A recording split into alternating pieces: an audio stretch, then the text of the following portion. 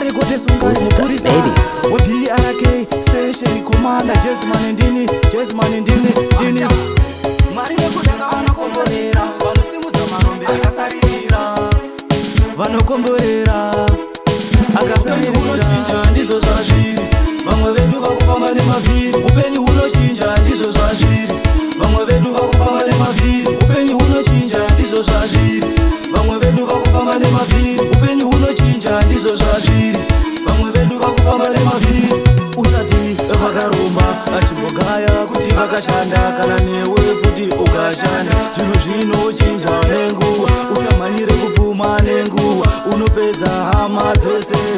kana kupedza dzinza rose ukasara kana uri wani upenyu hunochinja ndizvo zvazviri vamwe vedu vakufamba nemavhiri upenyu hunochinja ndizvo zvazviri vamwe vedu vakufamba nemavhiri upenyu hunochinja ndizvo zvazviri vamwe vedu vakufamba nemavhiri upenyu hunochinja ndizvo zvazviri vamwe vedu vakufamba nemavhiri bvunza kana vamulambo iwe hadzisi nyambo vaitumbu famba netsoka iko zvino vakufamba nemota bvunza kana bhosi manyama vaitumbu famba netsoka iko zvino vakufamba nemota mumba pasina chinoshota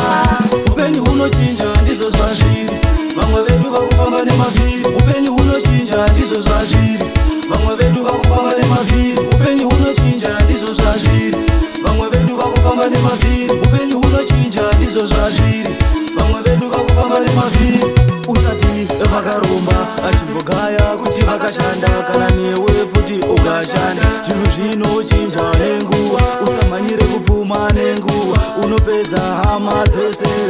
kana kupedza dzinza rose ukasara kana uri wani upenyu hunochinja ndizvo zvazviri vamwe vedu vakufamba nemavhiri upenyu hunochinja ndizvo zvazviri vamwe vedu vakufamba nemavhiri upenyu hunochinja ndizvo zvazviri